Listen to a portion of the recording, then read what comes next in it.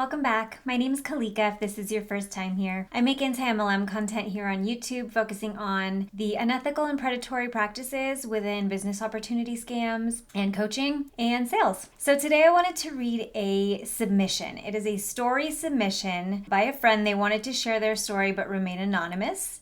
So they turned it into a tale, a little story. The Journey of the Potato Rep is what it's called. For a little backstory on that, there's another amazing anti-MLM YouTube creator, Julie Anderson. Please go follow her channel. It is always linked below in my description as well. She is a true activist in this space and pumps out just incredible quality content that covers very important things that a lot of other people may not be covering. So please go follow Julie.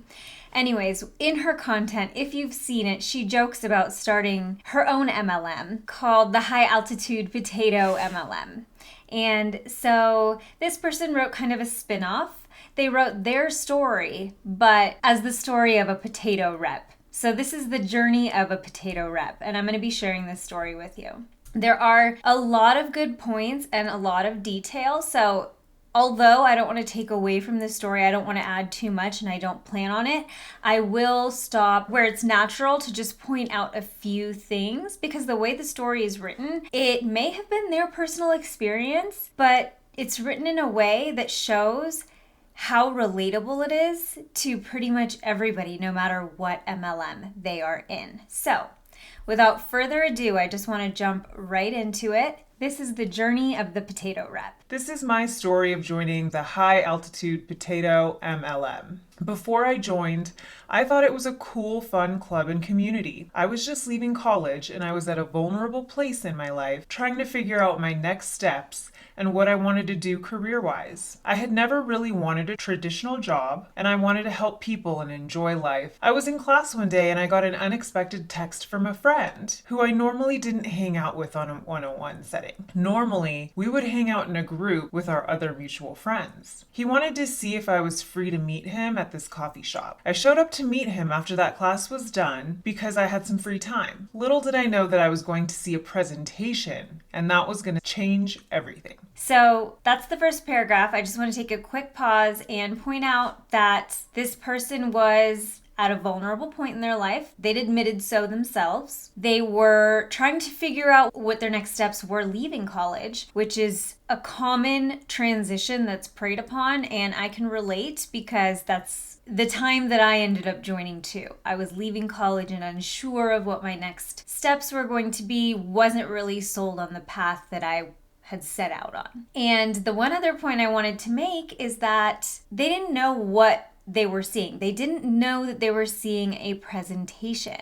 I don't know if this is super common practice anymore, but in the MLM that I was in, I do remember some trainings, even at corporate events, was like, don't tell them anything until you can show them everything. So it was getting them to commit on a phone call to meeting you without divulging any information. And oftentimes that would result in someone being like, hey, just come to this thing with me. Come to my friend's house with me. So you don't really even know where you're going. And for my MLM specifically, they were like, just go pick your friend up. You know, they're not going to jump out of your moving vehicle. So they really wanted to tell us as little as possible. It shows in this story that a similar take was used to get this person to see the presentation, and this is where the deception starts. He wasn't alone, and he had another male with him, and there were a couple other people at the end of this long table. It looked like they were working on a group project. I awkwardly started to talk to this stranger as he was getting to know me. I had no idea of what he wanted me to see. I had seen this presentation a couple years ago prior to this meeting. I didn't believe that what I had seen was legit, even though I had really liked what I was seeing overall. I hadn't joined then. I had gotten a random text from a close friend at that time asking if I was free, and once I told her I was free, she gave me a random house address to show up to. I was hesitant to go into this house. I didn't know who lived there and felt slightly better going inside since I knew some other people there. It was very uncomfortable talking to the other people there. No one knew why we were there, and the friend who invited us wouldn't even tell us. After the presentation, I talked with this highly successful young leader who was retired in his 20s and dropped out of school. Little did I know that this was going to be one of the main potato pimps that I was going to be close to for years. So that was describing their first encounter with this MLM where they didn't sign up. However, a similar tactic was employed that time as well, where their friend invited them to a random house and they didn't know what they were looking at. Back to the coffee shop, I was direct with this random male, and I asked him if this was about the High Altitude Potato Club, aka the HAPC. He said that it was about that. I let him know that I didn't want to do anything with it because it was a scam. He told me that if it was a scam, that it wouldn't still be around and that it has changed a lot, and asked if I would be willing to watch this updated video about it. I figured, why not? I was already there. I also thought it was weird that my friend who invited me didn't say anything to me and just let this person guide everything. The video was very fun and upbeat to watch, and there was a foundation part to it, which I fell in love with. I figured that if this club wasn't real, it would have been shut down already, and I could see how being a part of the HAPC could easily fit a part of my life. They had fun trips and loved the potato products and how clean they were. The potato products had a wide variety of uses,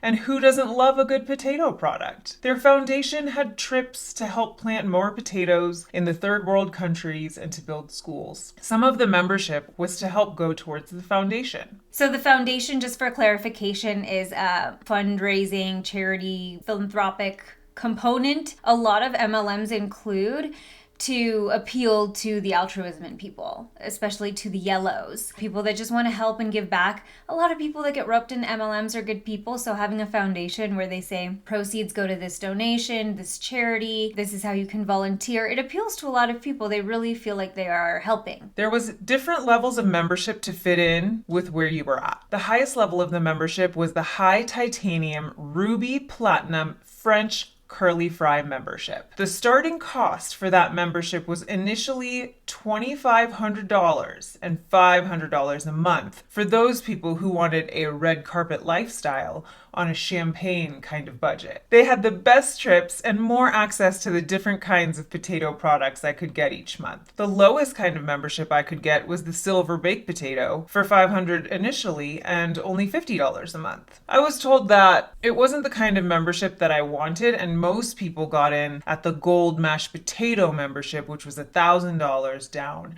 and only $250 a month. This stranger convinced me that I should get the gold mashed potato membership since that's what most people get and I could afford it, and if I ever wanted to build the business, the people I share this amazing opportunity with would want to be at the same level as their friend. I didn't have a lot of money to spend that day, but I was working, and I was going to be working full time after graduation. This person then talked to me about how if I built this business and took it seriously, I wouldn't need to work at a job and I could help people the way that I wanted on my own time. I just wanted to use the product, but was sold the big potato dream. Be my own boss. Help people the way I wanted to. Make all this money. Be highly successful. Be a blessing for others. Take control of my own life.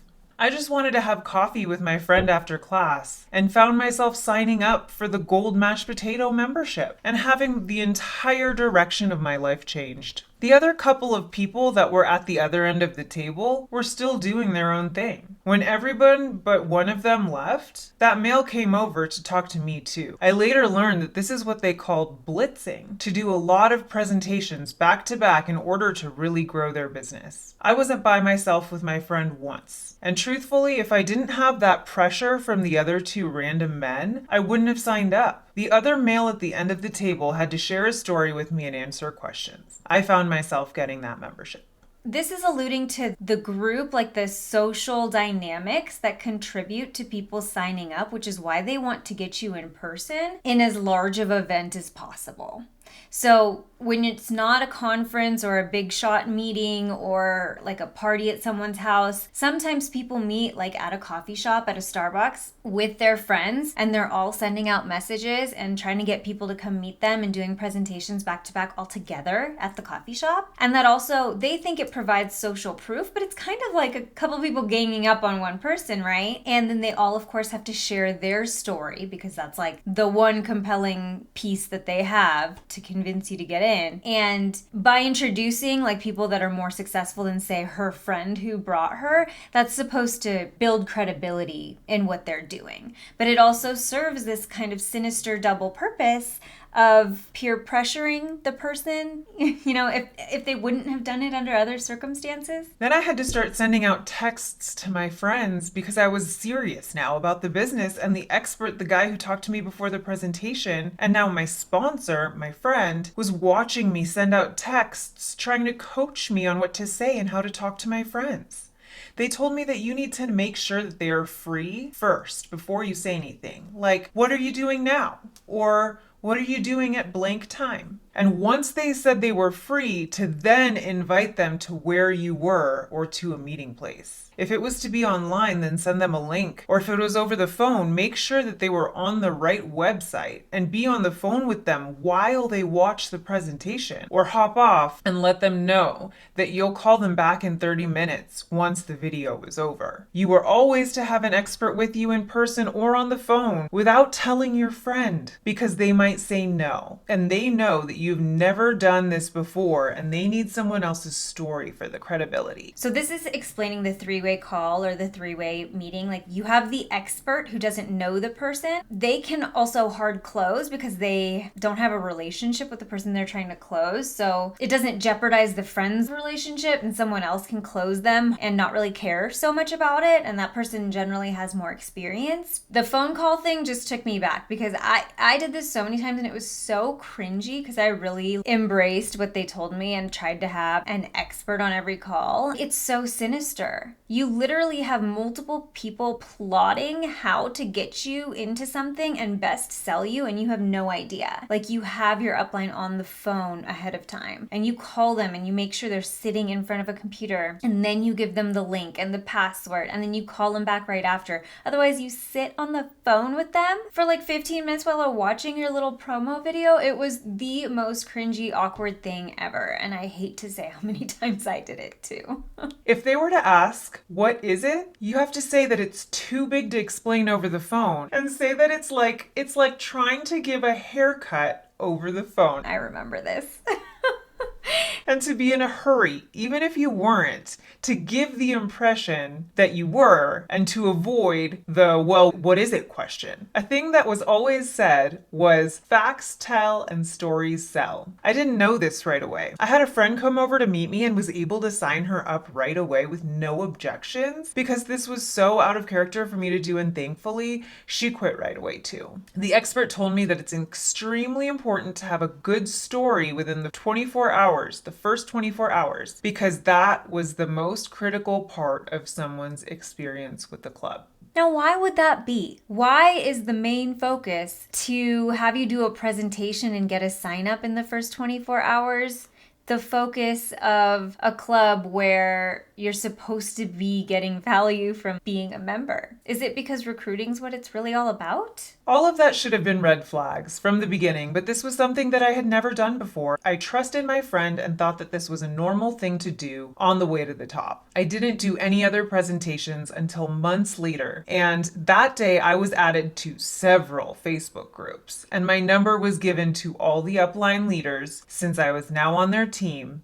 and for them to welcome me to the team and to have the love bombing, in case this expert wasn't around to help me since he was local. I was instantly surrounded by all those people and a different culture, a separate world from the world that I knew. I didn't go to the first training that was local since I couldn't make it time-wise and money-wise. Local training was $100. I also had a lot of people add me on Facebook. On the day of the training, there were lots of pictures posted in the main private group of the actual event. There were some pictures on the personal pages of those people, which should have been another red flag for me, but it looked like I was missing out on something special, and I didn't want to miss out on anything. It also looked like fun, and I needed to do something in the evenings and weekends to have some sort of community outside of college life. I made a choice right then and there that I was going to the next event. My sponsor did leave the club, and therefore I instantly became close with the expert who had been in for a few years and had made money. I trusted what he was saying. There was also more success success stories where I lived because that's where the retired chip team was. People who were retired in their early adult years, even though they were still building their team. They all convinced me to go to a big national event out of state to just make the decision to go and everything else will fall into place. Even though I really couldn't afford the $3,000 ticket. It was their most expensive event of the year because of the red carpet event, and it was the most theatrical. I ended up doing a road trip with my expert, a teammate, and a couple that I'd never met before. My ticket wasn't even purchased yet. We had a place to stay since that teammate's sister lived there. I was in line to get registered with no money and no ticket. We ended up putting my ticket on my teammate's credit card and I paid her back over the next couple of months. This shows the effort they put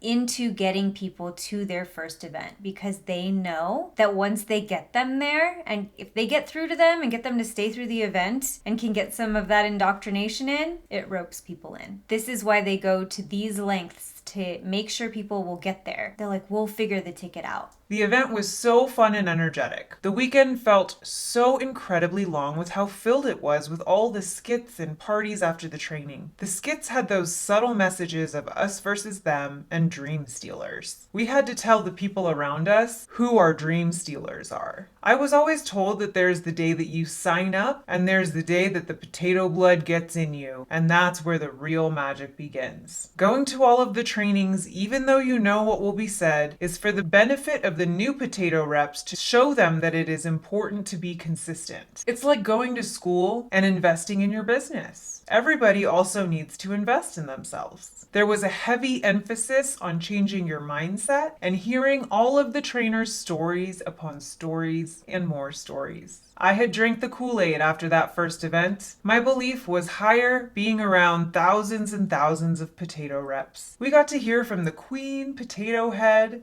and her squad of the Potato Clan. These trainers were a part of the inner potato salad. They were the highest quality potato reps, and they were from all different parts of the world. The expert and the retired chip team kept me in for years after that event. I was made to believe that we were true friends, and I ended up going to all of the trainings locally and nationally. They had presentations at other people's homes called the hash brown party, because who doesn't love a good hash brown? They also had events where big leaders would do a weekly presentation called the Social Proof of Potatoes. There wasn't a night that there wasn't something going on that the team could plug into, and there was a system in place to make it all as duplicable as possible. I relate to so much in this. There's always something going on, something to stay plugged into. They always want you around them to just keep you from thinking and stepping away and like getting other people's opinions on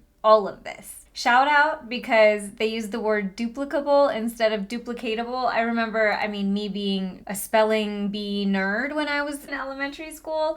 I'm like, duplicatable is not a word, and it became a word in MLM. So this person actually used duplicable in their story here, which is the word that I always knew it as. Maybe I'm wrong. Maybe duplicatable is a word, but that would always bug me. I didn't realize how much time I was spending around the other potato heads, and would spend money for this event, for tools, for the potato swag, for the product, to go to this party after this event. I would often have more than one job to pay for the business. And at one point I had 4 part-time jobs. The retired chip team knew that I was getting discouraged with how the business wasn't growing, and I was doing everything right from the training events. This is the tale of thousands upon thousands of people who have been in MLMs, and you are literally just gaslit and told you're not working hard enough, even though you're doing everything they're telling you to do. It's not you. It's the system. I had shown the potato presentation to over 200 people with less than 6 signups, and all of them quit. But my expert was able to sign up people with no problem for the team. He would go on dates to sign up his date for the High Altitude Potato Club, and I was left cleaning up his mess with those girls who didn't appreciate being used. I still felt the need to help him for the team's sake, and he had helped me grow personally and was helping me with the business. He eventually got it not to do that to girls and then entered into a few unhealthy long-term relationships. I felt roped into staying longer than I would have from the local team pouring themselves into me, and I kept failing, like I was disappointing these people who wanted to see me succeed. Also, other people who weren't on my team knew me and I thought I knew them. Another potato pimp was one of my direct upline potato leaders and had a conversation with me after one presentation and told me that if I don't grow a backbone, I'll never win in this business. He also told me that I should volunteer for the trainings, especially the national ones, for more of a leader boot camp training, and that will help me with the business. I figured I should, since my family and everyone was watching me on this business journey, especially after me telling them all that I was all in. This is a little bit of that sunk cost fallacy, and you've kind of already put yourself out there. And so even though, you've done a significant amount of work, showing the presentation to 200 people is no small feat. So especially when this isn't just sending them a video online. I do believe this was meeting people in person. At least a chunk of it was. So that's no small feat. But this is how they just tell you just need to work harder. These people are your upline only because of position. They got in and got put on the right side of the right tree at the right time and were able to talk a lot of people into this. But now this rep is feeling like they just need to work harder and they already put themselves all the way out there. So they might as well go all in. The ranking system within this club for the business is an uncooked potato, a cooked potato, a boiled potato, a baked potato, a mashed potato, fried mashed potato balls, a toasted sesame oil mashed potato, herb roasted potato, cheesy potato, Duchess potato, air fryer, tater tots, homemade gnocchi, southern potato salad, and finally the very top level of being the perfectly made microwave baked potato. The microwave baked potatoes were also the best-selling product, microwaved in the highest quality appliance made of stainless steel, and the best titanium money could buy, decorated in jewels to ensure that the potato that is made in this microwave was extremely rich, so that when you eat it, you will also become rich. That was the rank that everyone needs to aspire to get to. There was the director of training for all of the events, and he was called the Master of Manipulation Guru. He sold his trainings to us in audio and in book form for $60 each, separate from training content. His books ranged from A Potato is Recruited Every Day, We Have Everything You Need, Buy It Anyways, You'll Be Broke Soon, How to Sell the Potato Dream, Invest Always. Listen to me. I know what's best for you, even though I don't know you personally. A future potato head is born every day, and you are sharing, not selling. These are so good. His most popular training is called Sorting the Potatoes. Just go through the numbers. He had 4 major training events in different parts of the world each year, and they're called You Aren't Sorting Fast Enough, United We Stand, Training on Steroids, and The Dream That's Out of Reach. Okay. I applied to volunteer for the nationals when I was eligible to. At that point in time, you had to attend all of the national events first before you could volunteer. That was a tactic to keep me in longer and holding on to the promise that if I just did this, then I'll be successful. The volunteer group was ran by Cunning Crisp Potato and was called the Campfire Potatoes. In the Campfire Potatoes, they had their own system of ranking up. The fondue mashed potatoes were the elite in the group, hand-chosen by the Cunning Crisp Potato, and voted in by the other Campfire Potatoes for leadership within the group and to lean on them because they knew how to run the events. Then it was the air fryer potatoes under them, and then just a normal Campfire Potato. The teams were broken up into having a fondue mashed potato, an air fryer potato, or 2, depending on the size of the team, and then filled with Campfire Potatoes. We did everything from running the lines, running the store, registration, VIP registration, hallways, seat fillers for the VIP section, when the higher ranking potato heads would leave so that it would look good for production and the trainers wouldn't see an empty seat in VIP, specialty booths, translators, escorting the potato gods from one place to the other in case they get too crowded. Those are the top of the pyramid promoters. Anything that needed to be done for the event, a campfire potato was on it and got the job done. And in case it wasn't abundantly clear, this is volunteer work. This was unpaid labor. The Cunning Crisp Potato also had the volunteers come that Thursday to give her special kind of training for us and to go over the logistics for that weekend. She especially loved to dive into our personal relationships and the relationships of the romantic kind. She and her fondue mashed potatoes instilled into us how important it was to always be in a peak state and to have that same kind of energy and enthusiasm throughout the weekend. It had to be the same experience for everyone throughout the day. We would be the very first people there in the morning and the very last to leave. They had special shirts made for us so that we stood out. Early is being a part of the 4:30 a.m. line crew and going until 9 or 10 p.m. So here we're talking about volunteering at the events. The company that I was in had volunteers run the events. There was a coordinator for it that was like on staff and getting paid, but the majority of the workers were volunteers who were also reps working from 4:30 a.m. to 10 p.m. And they're told they're getting extra perks by being volunteers. So this is what they're alluding to with that Thursday training and wanting to be in a peak state. There's a lot of toxic positivity. It's like a cult within a cult. I think of rank makers when I think of this group too. It's a smaller group and it just serves to get you more entrenched and more indoctrinated in the group ideology. They had us be the face of the High Altitude Potato Club and the problem solvers throughout the weekend. That did make it harder to leave since we were more well known. In local trainings, they would always have a push for the next training and a break to get their discounted event ticket. After the break, the trainer would have those who got their ticket go to the front of the room or those who were committed to going to the next event.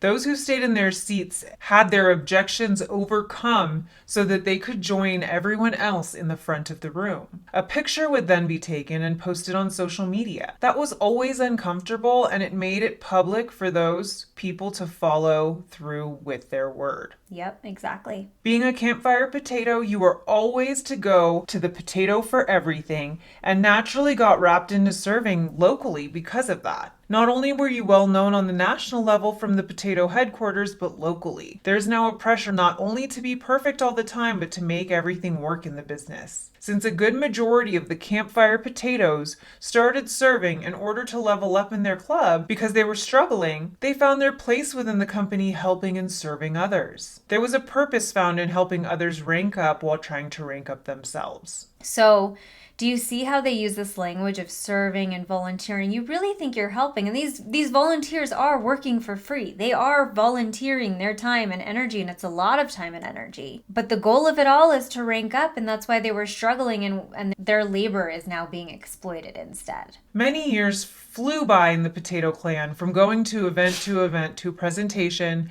to having to read this recommended book, to listening to their audios called the Variety Potato Trainings. Burnout was very real going into this cycle and being sleep deprived and always having to talk to somebody about the club. If you weren't doing income potato opportunities, then you'd feel guilty. Like income producing activities. The Potato Foundation kept people in, taking advantage of people with good hearts, while the reps were being taken advantage of, even though they don't realize it. Towards the end of me getting out, I discovered that the foundation wasn't legit for years until someone else took that over in the potato headquarters. So a volunteer foundation that wasn't being run correctly. People were pouring into you, and you felt like you were pouring into people, and you were in this together. It's trauma bonds. You're getting trauma bonded with the group. I thought I could change the red flags that I didn't like about the MLM world from the unique position I was in.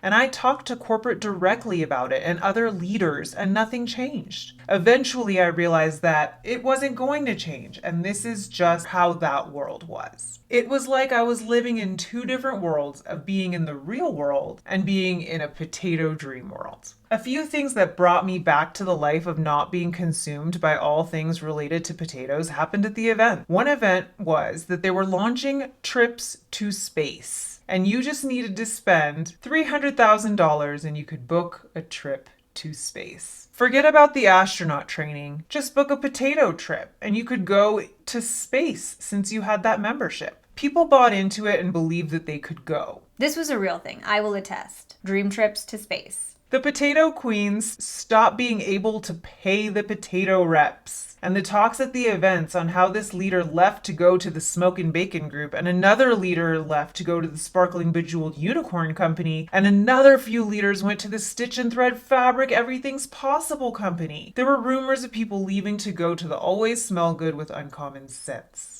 The cunning crisp potato started to use her control over her minions during the events in private. She had time set aside throughout the event for people to share their burning desires. She had one time a campfire potato stand in front of the room, breaking her down by having her say the words she wanted her to say until every hand was raised by others believing in what the cunning crisp potato was wanting her to believe in. She had also started to have more people share personal, deep, dark, intimate parts of their lives with the group setting, and had people do both very physically and uncomfortable tasks in a group setting, and people were gladly doing so. She would then build you up on how she saw fit. So what I'm getting from this is a lot of like private trainings where like the first example is someone is asked to repeat a sentence or a phrase with conviction, and she has to keep saying it until everyone else in the group raises their hand that it's believable. This is just social pressure. This is like a weird, twisted social experiment in breaking people down. And the second part is people sharing personal, intimate things completely unrelated to business and kind of crossing some business boundaries, but it seemed that everyone just wanted to fit in and be accepted, and some people are even gladly participating. I also got to hear other people's stories at the big events. I lost track of how many potato reps came on their own without a team and ended up staying in hotels with random reps. Other reps donating plasma or selling a car or other valuable item just to get to the event. Other reps left jobs to come, and their friends and family who were always on the outside had concern for them every time that there was an event. Relationships were being pulled about. We were also taught that everything is tax deductible because we had our own business. We were the CEO, even though we didn't start the company and didn't own the rights to anything. There was also the excessive need to buy everything that could be potato swag. There were shirts, blankets, different kind of kitchen appliances, pens, notebooks, suitcases, water bottles, car decor, jewelry, phone accessories, etc. You name it, if there could be a potato logo on it, that item was made to be purchased. And purchased by who? The reps at the events, not actual customers. You had to be a walking billboard for the company, otherwise the world wouldn't have the curiosity to ask what you were in and how you could be so different in lifestyle than everyone else. I didn't like who I was being a potato rep, and I started to get back to my critical thinking. I decided to leave that company, and it was the best decision I ever made. I told my expert that I was getting back my life. He never commented on that. Funny enough, I did learn to get a backbone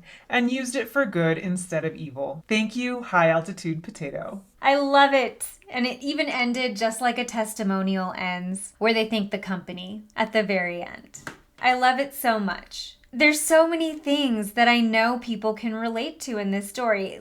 Let me know below if you have a guess on which company it is. I know we didn't mask it super well. And if you had a similar experience, whether you think you were in this company or not, feel free to share. What in here did you experience in your own company? And the volunteer piece, I would be really curious to hear, because I've only heard from a few people that have really volunteered at those national events. I am curious to know how other companies run their national events. Do they have volunteers running these programs as well? Because what's being discussed in here is, like I mentioned, the cult inside of the cult, which I'm going to do a video just covering this aspect of it, the volunteer programs within these groups, or a specific one that's come to my attention at least. But I do know that that very program, the one where they're kind of breaking people down in a group setting and you're volunteering at the events, but you're paying for the ticket to go to the event still,